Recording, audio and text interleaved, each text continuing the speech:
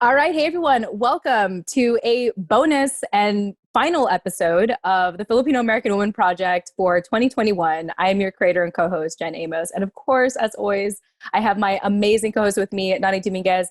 Nani, welcome to, I know we keep saying we're going to do a bonus or not, but welcome. I'm pretty sure I'm saying this is the final bonus episode of the year. Welcome back to the Filipino American Woman Project. Welcome back, everyone. Hello, hello. Yes.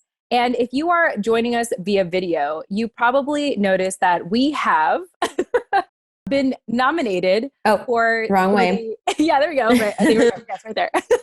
We have been nominated for the Asian American Podcasters Golden Crane Podcast Awards for 2021. At the time of this recording, we don't know if we won yet.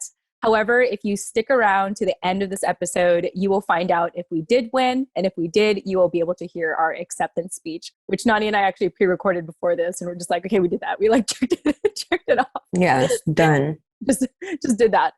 And yeah, so we're really excited. We're really grateful to the Asian American Podcasters Association for hosting their second annual Golden Crane Podcast Awards. I actually got an email, Nani, of them saying that if you're receiving this email, this actually means that we selected you. And, there are some award ceremonies where if anyone applies, everyone's a finalist. But they actually said, oh, we actually turned down some people. And so to know that we were actually handpicked to be a nominee again for the second year in a row means a lot. It's nice to know that we're being recognized, especially in, when you think about the Asian diaspora, Filipinos are not necessarily what comes top of mind. So to be recognized in the Asian community really means a lot. And I'm curious if you had any thoughts about that. Yeah, I agree. I think that the mission of the association to just, bring attention to and really praise Asian American podcasts is so important because visibility, and that's something that's always been an issue in our community. So I really appreciate them for the efforts that they make to really standardize themselves and, establish themselves as an association to be, judging us basically. Not judging us, but, praising our work. So yeah, acknowledging us and celebrating us and everything. Exactly. Yeah. It's actually quite interesting because I recently binge watched Bling Empire on Netflix. And it's basically kind of a continuation, but it's not really directly related to Crazy Rich Asians. And so this was an actual reality show of actual affluent Asians in LA. Oh. And it follows their whole story. There's about 8 episodes. What I really liked about it, first and foremost, Nani, is that it showed the diversity of Asians and affluent Asians. There was successful Chinese. There was a Korean model on there. There was Vietnamese people representation. But get this, the only Filipino representation was a server at the restaurant they were being filmed at. What?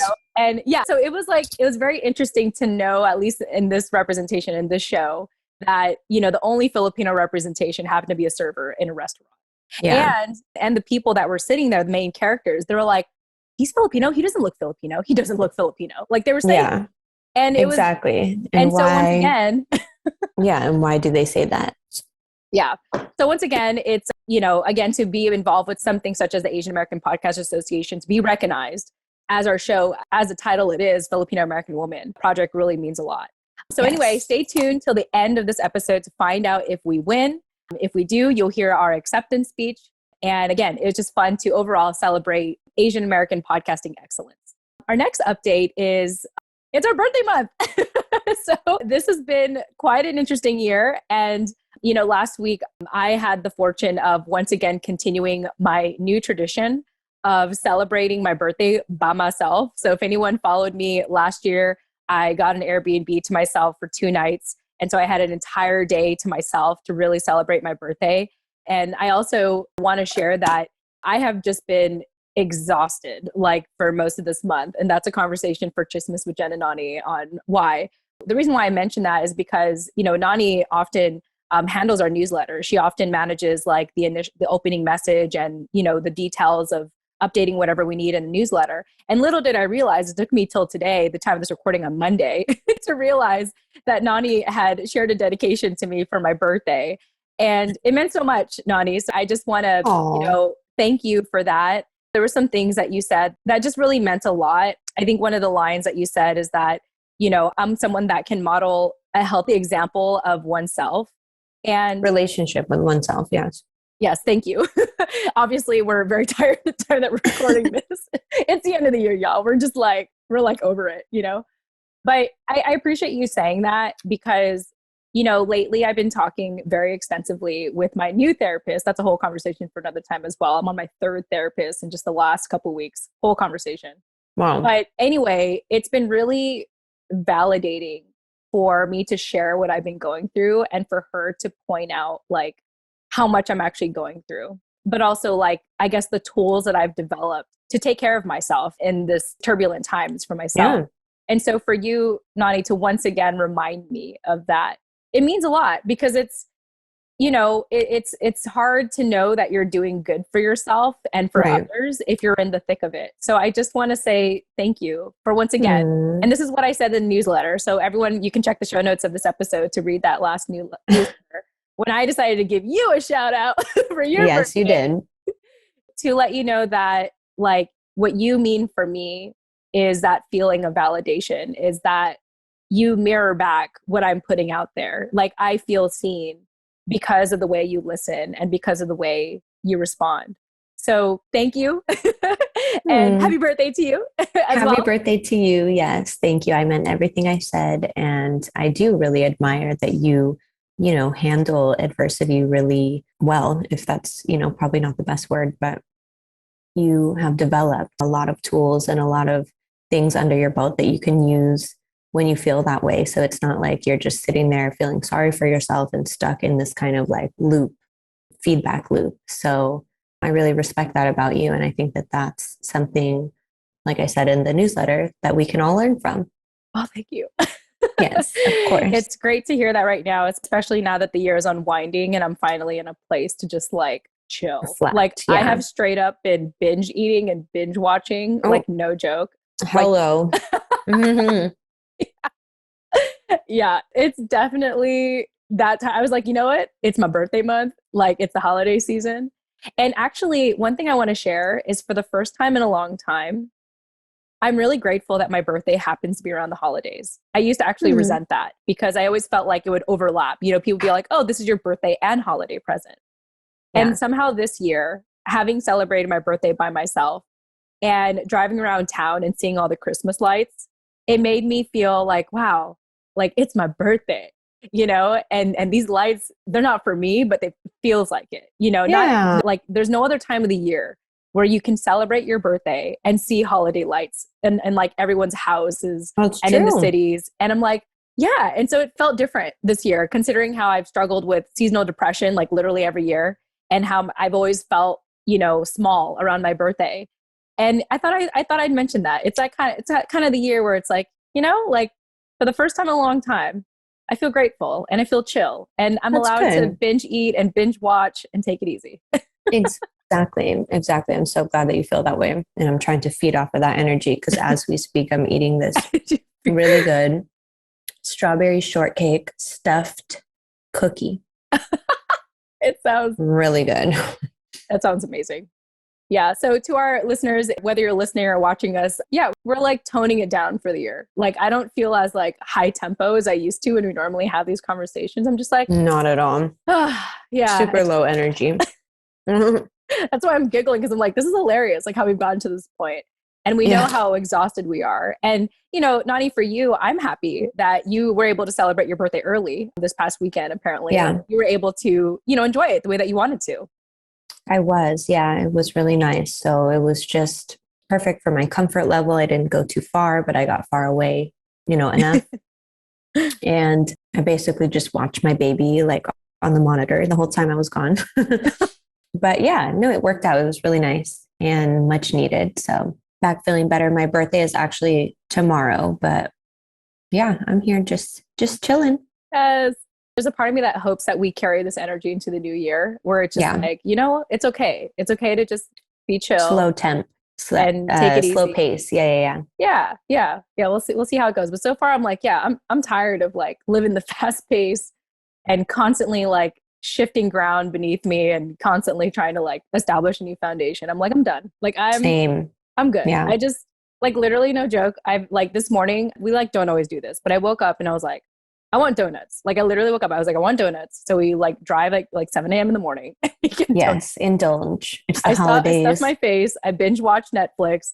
I get tired. I fall asleep. And then I sleep for the afternoon, you know? Yeah. That's how And I've been it's feeling. the night. It's a nice life. Trust me, I miss that. Yeah, I believe you. So I will rest for the both of us. Exactly. Thank you. Yes.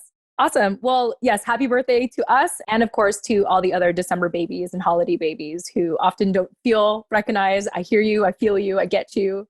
And I hope that, you know, you get to a place like me where it's like, you know what? Like, I'm actually happy now. Like, I'm happy that, you know, I'm one of the rare birthdays that get to enjoy holiday lights around this time of the year. Yep. So anyway, moving on. We actually had part one of our book review with the book Little Manila Is in the Heart, written by Dawn Mabalon with your best friend, Caitilin Damacion, recently, earlier on this month. And at the time of this recording, we have released it on our private podcast show, Chismis with Jen and Nani. And that was a really fun conversation, Nani. Like, I feel like I studied really extensively for that. I mean, part one is a whole book in itself, you know? Yeah, pretty much.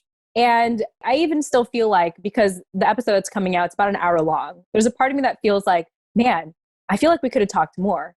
But like, that's how amazing, you know, that book is. And so I put some show notes together already. I thought I'd read a couple of it or read a couple of points here.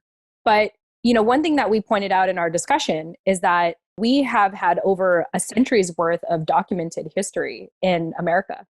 And Dawn Mabalon has challenged other historians by writing this book, by saying, I challenge the way that other people have written our history or not written it, by making this book exist. And that's so important. Yeah. Yeah. And so it was amazing book review. It was a nice little refresher. The book is way too long to go, you know, the full thing and then do one review at the end, because it would take forever. You guys would never hear from us again until a very long time. But yeah, it was great. I think this book is a great next step to the first one that we read, because it kind of it includes a lot of like excerpts or explanations about specific parts in that book that like we even talked about, you know, or characters and their kind of personalities or behavior patterns and, you know, those things that are passed down to us. So I think that it's also interesting to go from the Filipino male perspective in like the 1920s, 1930s to, you know, more of a modern day perspective from the Filipino woman specifically, you know, on the events of those books. So that book. So, and in addition to that, one thing that really stood out to me as I re-listened to our conversation was where that need or where that kind of default action to just work comes from. Like when all else fails, work, be productive, like, you know, be action oriented. And I see that in my mom. I see that in my family. And I have especially seen that in myself lately with all the chaos of all the interesting experiences of my personal life. I have found work to be my safe zone. And so it's really interesting to read it from a historical perspective, why we default to that, why we default to being productive all the time. Yeah, it explains. I mean, I think that that's something we talk about a lot in our interviews. I think the last time was even with like my auntie when she was talking about what Filipino culture means to her and how it lies heavy on like work ethic that we have. And again, you know, like you, I see that in my dad, my grandma, my grandpa, you know, all my family members, and think about why they're like that. It's like, it's hard to find the words to verbalize something like that. And so this book really helps you develop the language. Yeah. And one thing I found most special about our conversation that surprised me, and I'm sure it surprised you, Nani, was when Caitlin shared her father's poem or one of her father's poems to us, because he has direct experience with the history that's mentioned in this book. Yeah. Yeah, that was really special too. You know, growing up, she had always told me that he writes poetry. And I think that that's where she gets her like book nerdish behaviors from. I remember he worked in a bookstore and she would always be reading and going there to visit him. And so they were happy. I think that was a big part of their relationship, you know. So that was very special for her to share that with us. And for me to actually get to hear one of his poems instead of just hear about it, you know? Yeah. I think that must have been a fun experience for you to, in a sense, learn something new about your best friend, right? It's like you've known each other for so long. It's like, oh, but I didn't know that. I didn't know what that would be like, or like that. Have you heard one of his poems before? Was that the first time you were hearing him? Yeah, that was the first time. So it was, definitely really special. I love it. Yeah, it was a very special moment for all of us, I think. Yes. And so with that said, just so you all know, that conversation is now available, episode 19, which is titled, and actually I said this while we were recording, it's titled Identity is Intimately Tied to Your Memory. And that's what you referenced in the book, Nani. The quote. Yes. And so this is available now, episode 19 on Chismis with Jen and Nani. We'll provide the information in the show notes for you. Love for you to listen to it. And also we'd love for you to join us in our book club. All you have to do is visit us at buyusboba.com and buy us 1 cup of boba and you're in. That's it. It's that easy. So if you want to support us, feel free to do that. Otherwise, all of our replays of our conversations will be available on Chismis with Jen and Nani. Actually, right now, what I want to do is play a snippet of that conversation. And so without further ado, here is a snippet of first 15 minutes of our conversation. Enjoy. All right. Well, hey, everyone. Welcome back to an exclusive episode here at Chismis with Jen and Nani, brought to you by the Filipino American Woman Project. I'm your creator and co-host, Jen Amos. And as always, I have my co-host with me, Nani Dominguez. Nani, welcome back. And Hero, our special guest, Hero. Welcome back to the both of you, Nani and Hero. Baby Hero is making a cameo again. So hello. Yes. Welcome back, everyone. Yes. And of course, we are extremely excited because this is really the second episode, I think, of doing our book club, or really the start of it. And so, Nani, would you like to introduce really the person that made this possible, that inspired us, and more importantly, is keeping us accountable to do this book club? Would you like to introduce your best friend? Yes, my beautiful best friend, Caitilin Damacion. She is spearheading this book club process and here to offer some really great insight on the next book that we are reading. And if you guys read your emails, I think we sent out a notice that we are reading Little Manila Is in the Heart, our next book in our book study iteration from the first one that we did, which was America is in the Heart, the Filipino American Rite of Passage, written by none other than Carlos Bulosan. So this is kind of a thing that we're doing here. And yes, excited to get into part 1 today.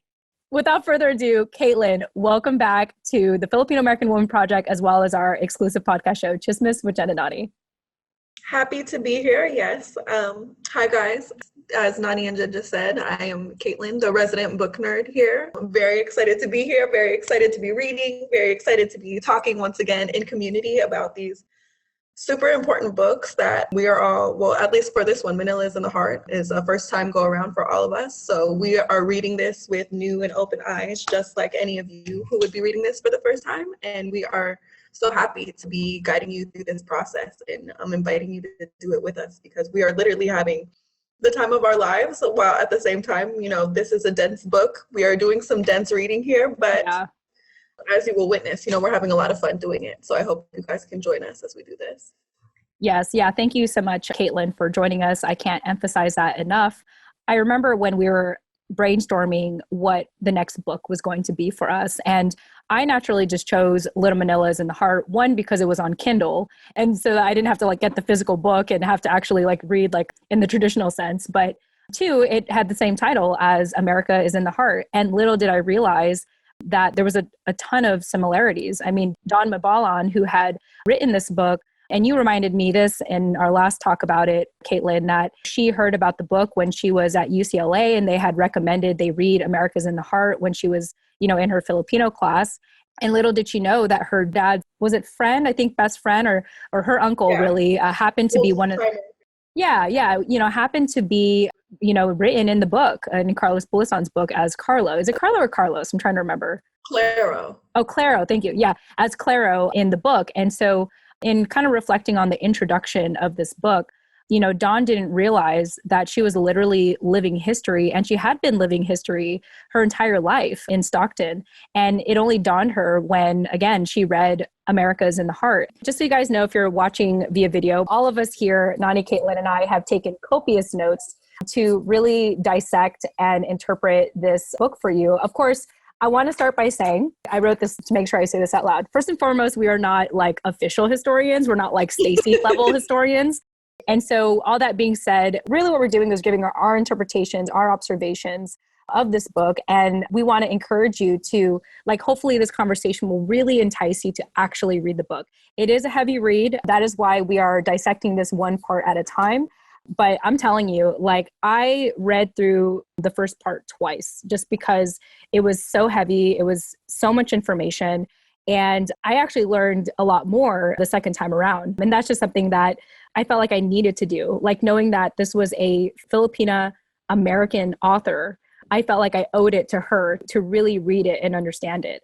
I think that's something that we also discussed a little bit in our last talk when we were kind of introing this book, was that this is written by a Filipino American, a Filipina historian, which is really significant just because, you know, obviously starting with, as we'll dive into when we read this book, the amount of Filipinas in the Filipino American community was very, very small. This really started off as the Bachelor Society. And so that, you know, this woman is at the forefront of, you know, really chronicling our history and making our history part of the larger American history and part of, you know, our education is really important. And we felt all, you know, really strong feelings about, you know, wanting to continue that torch and continue the flame of her work and to really, you know, put a spotlight on that.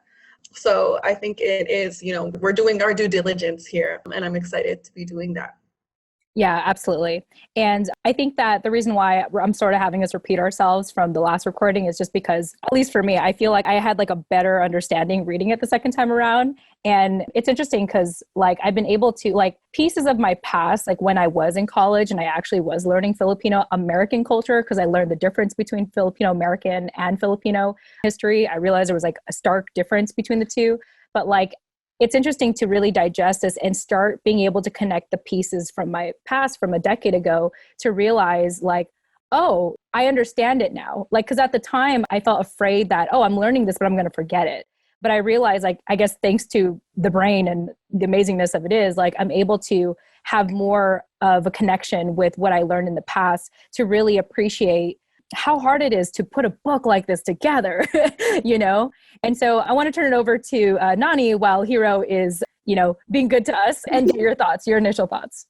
Yeah, no, what you said made me think of one of the quotes, or maybe it's not a quote, just something that she says in the first part of the book, which is like, I think it's like even on the first page, which is, I didn't realize that it was history at the time. At the time, it was just another day in the life. And looking back on it now, you know, however old she was, I think she might have been like in her 40s or around there when she passed away. And so at whatever point she wrote this book, it's like, wow, I look back on my life, which I just thought was like memories that meant nothing to anybody else. And now this is literally history. Like, I have to document it. It's history. And it makes me think of, so she also mentions in part one that there are three main things about this book, one of them being the politics of historical memory and the ways in which we remember and forget the history of community. And I think that that's really interesting and something that I am just so grateful for her to have documented and elaborated on so thoroughly, because in thinking about, like, you know, our childhood memories or the stories that our families pass down or what we've learned in community, we sometimes, I think, can have this syndrome of like not feeling like our history is important or worthy of analysis, which is another thing that she says in there, because we don't see it recognized really anywhere else. Like in school or even this book club as an example, like this is something that we've taken up, you know, by our own intention. It's not like an assignment from a school project or anything like that. And so, you know, to make this information and just these oral histories, to put them down so that other people in other generations that have other accessibilities, you know, can do things with that is so amazing. Sorry, someone else go. Yeah. Well, we got Nani for a little bit. Yeah, something how you mentioned, you know, specifically, I forgot that Dawn, you know, spent the time to really recognize and pay attention to the fact that, you know, history, we have history by winners and then history, you know, from below, which is the history of the people. And something that, you know, was really impressed upon me when we read even America's in the Heart was how far back the Pinoy, Pinay, Filipino American history stretches. So this book literally starts at the beginning of the 20th century. So it starts, I think, the first date she throws out there is 1901, starts, with the Philippine American War. And after reading, not just Carlos Bulosan's work, but reading this, which is a historical text, it really impresses upon you, oh my goodness, how much we do matter, how much we have been a part of this American fabric, how far, our history is stretching now. That's over 120 years. Like this is over a century's worth of history now.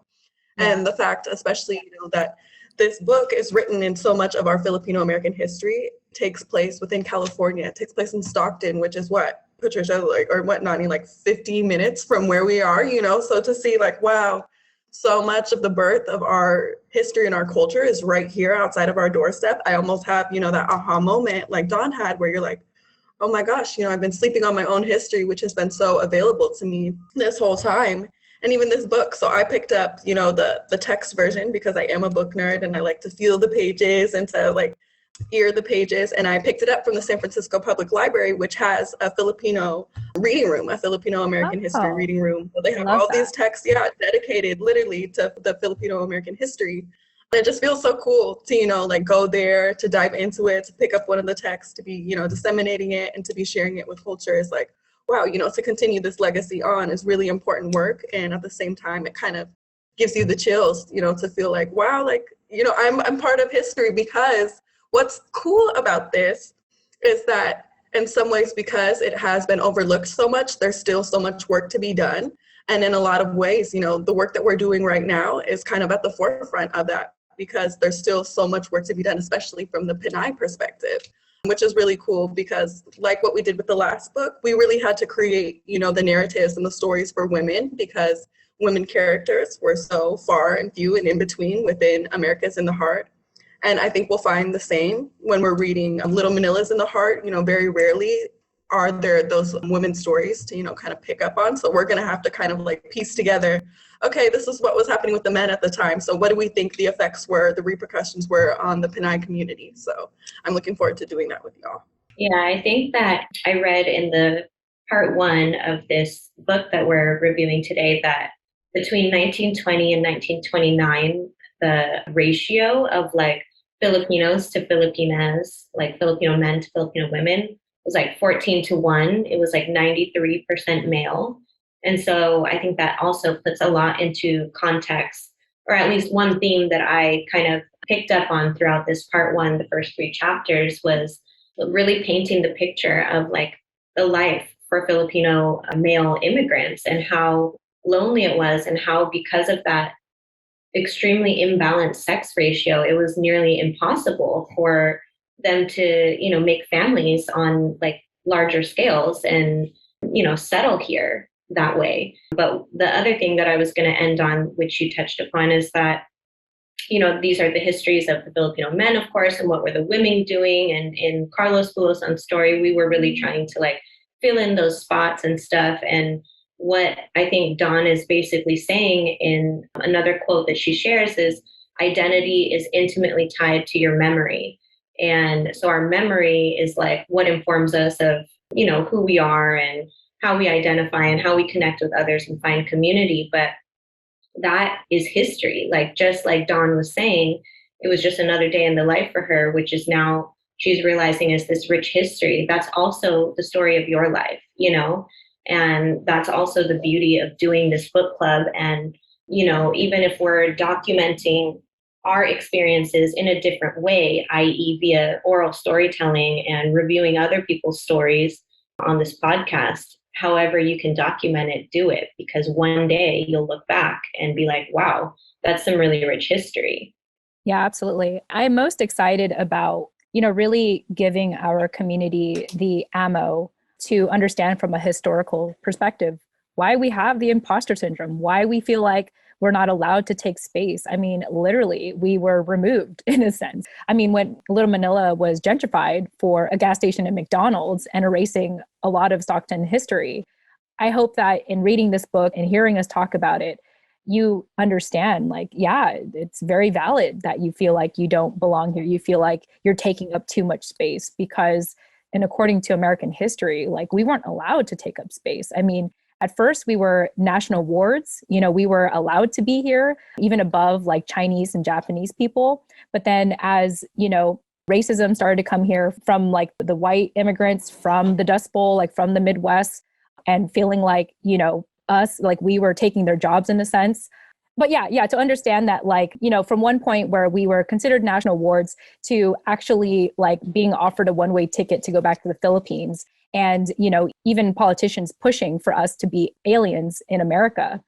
Yeah, that is a part of our history. There's a lot of reason why we feel like we're not supposed to take up space here. And so I'm just really grateful to be doing this with both of you, to be reading this book together, again, written by a Filipino American author. And hopefully, again, like I said, giving you all the ammo to understand why you feel the way that you do, and hopefully doing something with it, like doing something with it now that you have that knowledge. All right. And there you have it. That is our discussion of part 1 of Little Manila Is in the Heart by Dawn Mabalon with Nani's best friend, Caitilin.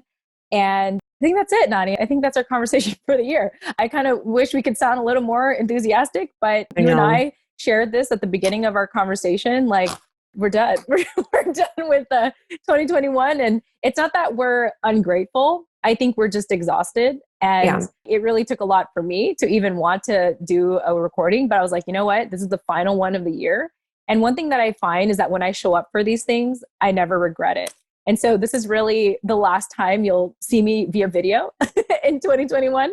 And I just want to, you know, thank you all. Like, happy holidays, Merry Christmas. We love and appreciate you all. We hope that during this time that the episode gets released, this is something that you needed. Maybe you were missing us, and surprise, we're here. And we appreciate you. And we hope that, you know, even this episode alone gives you some comfort or a sense of company during this time, as things are still opening up. And, you know, it's still a weird time. It's still a weird time. Yeah, we wanted to just make sure that we got an episode out before the end of the year wraps up, you know, to say thank you and happy holidays to you guys. So even if we are exhausted and like not in the mood to do this today, we, you know, want to make sure that we recognize you for supporting us and being here all year to just be on our journeys with us. So thank you. Happy holidays. We love you. And we will see you in 2022. Yes. And thank you for loving us anyway. Thank you for loving us and watching this from beginning to end and understanding. Like, yeah, like y'all worked hard this year. We did. We worked hard this year, Nani. We put a lot considering all the things that happened in our personal lives. And so I'm really grateful for this. I'm grateful to document this. And, you know, like we just said, happy holidays, Merry Christmas, have a happy new year. And we'll see you all in 2022.